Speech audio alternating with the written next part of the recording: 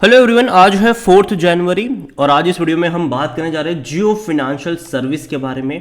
देखिए 235 रुपए के आसपास शेयर ट्रेड कर रहा है। आज तेज़ी ज़रूर आई है यहाँ पर और तेज़ी की वजह भी है, बात करेंगे उसके बारे में। लेकिन उससे पहले अगर आपने अभी तक चैनल को सब्सक्राइब नहीं किया है तो प्लीज़ अभी इसे सब्सक्राइब कर लीजिए, क्योंकि आगे भी बहुत सारे वीडियोज़ हैं जो आपको काफ़ी ज़्यादा हेल्प करेंगे। तो देखा जाए तो रफ्तार यहाँ पर ज़रूर देखने को मिली है।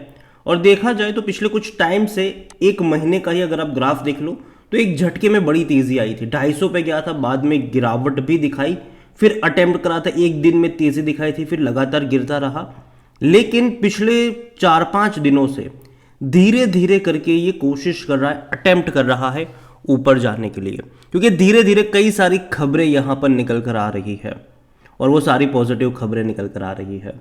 अगर आज की ही अगर हम बात करें तो भाई साहब खबर ये है कि जियो फाइनेंशियल और ब्लैक रॉक जो है वो म्यूचुअल फंड लाइसेंस के लिए भैया अप्लाई कर रहे हैं। म्यूचुअल फंड इंडस्ट्रीज में डेफिनेटली कदम इन्होंने रखा ज़रूर है और कंपनी कई सारे सेगमेंट में घुस रही है। उनमें से एक ये भी है असेट मैनेजमेंट की। अगर हम बात करें तो यहाँ पर देखिए Jio financial service limited and black rock financial have filed paper with capital market regulator जो सेबी है to launch mutual fund business in India. और ये बड़ी बात है, ब्लैक रॉक दुनिया का सबसे बड़ा भैया फंड हाउस है, उनके साथ मिलकर शुरुआत हो रही है जियो फाइनेंशियल सर्विसेज की और म्यूचुअल फंड बिजनेस स्टार्ट कर रहे हैं, जो कि अभी के टाइम पर काफ़ी हॉट बिजनेस माना जा रहा है, काफ़ी अच्छा बिजनेस माना जा रहा है। यहाँ पर देखोगे तो the in principle approval is under consideration with SEBI as the companies as a joint venture has filed application on October 19, 2023 showed the updated list of the mutual fund application as on December 31st, 2023। तो यहाँ पर simple सी बात है, धीरे धीरे time लगता है, एकदम से नहीं मिलता है। इनका जो इंश्योरेंस बिजनेस भी स्टार्ट करने के लिए इनको लाइसेंस की ज़रूरत होती है, तो वो भी इन्होंने आज से 4 महीने पहले अप्लाई करा था, 4-5 महीने पहले इन्होंने अप्लाई करा था इंश्योरेंस बिजनेस के लिए, जो लाइसेंस अप्लाई करा था। और जनरली वो लाइसेंस मिलने में तकरीबन 6 से 7 महीने का भी टाइम लगने वाला था। तो शायद हो सकता है कि 2-3 महीने बाद हम अपडेट सुने कि भैया इंश्योरेंस का भी इनको लाइसेंस मिल चुका है। देखो जियो बड़ी कंपनी है, ठीक है, तो चांसेस ज़रूर है कि ये जो अप्लाई कर रहे हैं लाइसेंस को लेकर, चाहे म्यूचुअल फंड के लाइसेंस की बात करें, इंश्योरेंस के लाइसेंस की बात करें, मुझे लगता है कि शायद मिल जाएगा इनको। उतनी बड़ी दिक्कत मेरे हिसाब से लगती नहीं है कि इनको फेस करनी पड़ेगी ये सारी प्रोसेस वगैरह में। और ये एक अच्छी बात है, धीरे धीरे जैसे जैसे पॉजिटिव खबरें आती जाएगी शेयर में आपको उस तरीके से मोमेंटम भी देखने को मिलेगा। और जैसे जैसे इनका बिजनेस स्टार्ट होगी, देखो अभी इनके पास लाइसेंस नहीं है, ठीक है, म्यूचुअल फंड का, तो ये चला नहीं सकते, तो बिजनेस वहाँ से अभी तो आ ही नहीं रहा है, ठीक है। असेट मैनेजमेंट की जहाँ तक बात करें, बिजनेस वहाँ से इनका आ ही नहीं रहा है।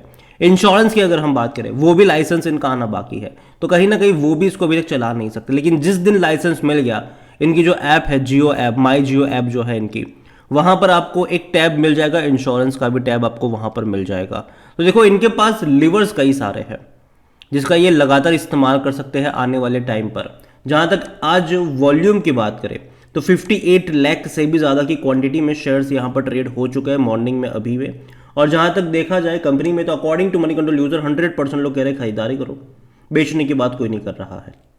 कंपनी में आप नंबर्स देखो तो आपको उतने ज़्यादा अच्छे नहीं लगेंगे, जाहिर से बात है, जो ऑपरेशन फ्रॉम रेवेन्यू है वो अच्छे नहीं लगेंगे, क्योंकि देखो बिजनेस अभी तक इनका है ही नहीं, ठीक है, अभी तक है ही नहीं बिजनेस इनका। जितने भी इनके बिजनेस है वो अभी अंडर द प्रोसेस है। यहाँ पर अगर आप इनका पी रेशियो भी निकालोगे तो 4000 से 5000 का इसका पी रेशियो आपको देखने को मिल रहा होगा। और यही वजह है कि भाई साहब इतने महंगे वैल्यूएशन के ऊपर आपको मिलने की वजह भी यह है, आप खुद देखिए 4765 का पी है इसका, जो कि बहुत बड़ा माना जाता है, ठीक है, ये पी।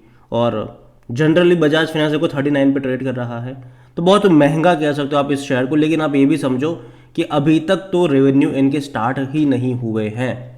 जैसे ही धीरे धीरे इनके रेवेन्यू स्टार्ट होना शुरू हो जाएंगे, ये पी रेशियो एडजस्ट होना शुरू हो जाएगा, ठीक है। प्राइस पर अर्निंग रेशियो अगर आप देखोगे यहाँ पर, तो ये भी एडजस्ट होना शुरू हो जाएगा।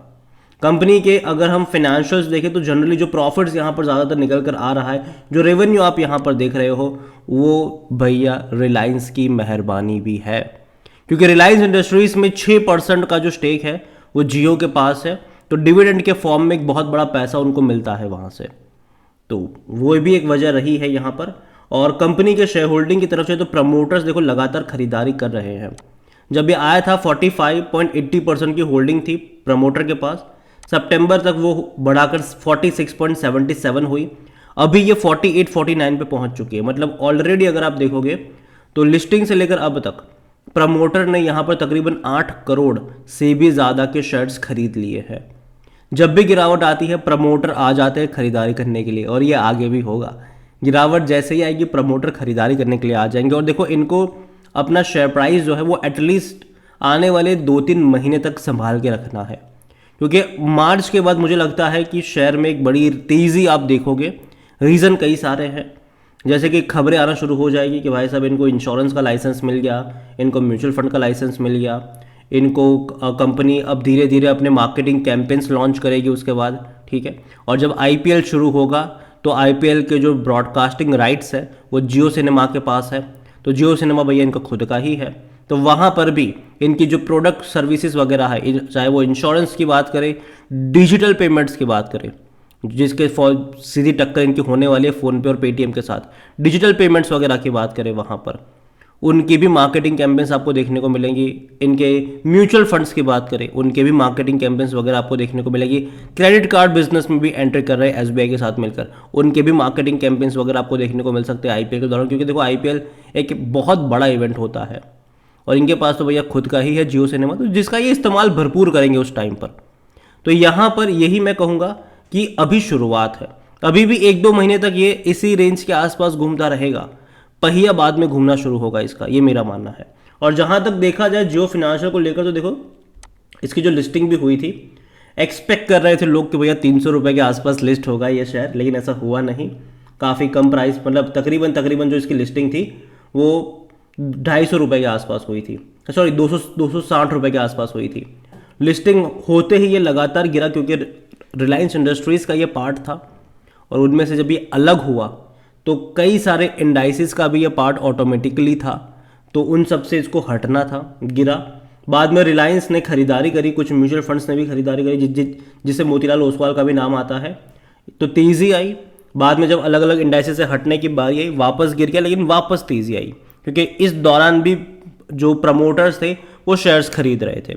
अब वापस गिरावट शुरू हुई है और वापस जब भी थोड़ा बहुत गिरेगा प्रमोटर थोड़ा बहुत आएंगे बीच में, शेयर्स की खरीदारी यहाँ पर करेंगे, मतलब इसको गिरने नहीं देंगे इन शॉर्ट, क्योंकि इनको कुछ टाइम ही चाहिए जब तक इनका रेवेन्यू वगैरह शुरू नहीं हो जाता, जब तक इनका बिजनेस वगैरह शुरू नहीं हो जाता, और तब कह सकते हैं कि हाँ चीज़ें बेहतर होगी यहाँ पर। और देखिए जियो फाइनेंशियल सर्विस, आप ये मान के चलो कि कई सारे बिजनेसेस है यहाँ पर, कई सारे बिजनेसेस है, और कंपनी के पास जो मेन एडवांटेज है वो है रिलायंस का, वो है इनका भारी भरकम डेटा जो इनके पास है। माई जियो ऐप के थ्रू ये इंश्योरेंस सेगमेंट को खूब पेनिट्रेट कर सकते हैं। इसके अलावा जो इनका म्यूचुअल फंड बिजनेस है उसको भी ये अच्छे से प्रमोट कर सकते हैं उसके थ्रू।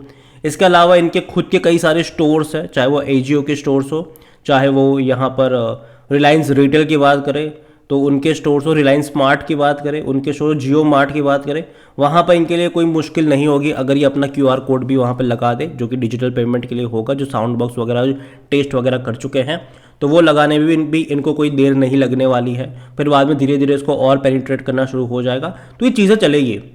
और असेट मैनेजमेंट डेफिनेटली वो भी यहाँ पर है, जो क्रेडिट कार्ड की अगर हम बात कर रहे हैं वो भी यहाँ पर रहेगा, और शायद रिलायंस के स्टोर्स पर उस क्रेडिट कार्ड के थ्रू शायद कुछ और डिस्काउंट भी रख दे लोगों को और ज़्यादा ललचाने के लिए। तो चीज़ें बहुत सारी है यहाँ पर।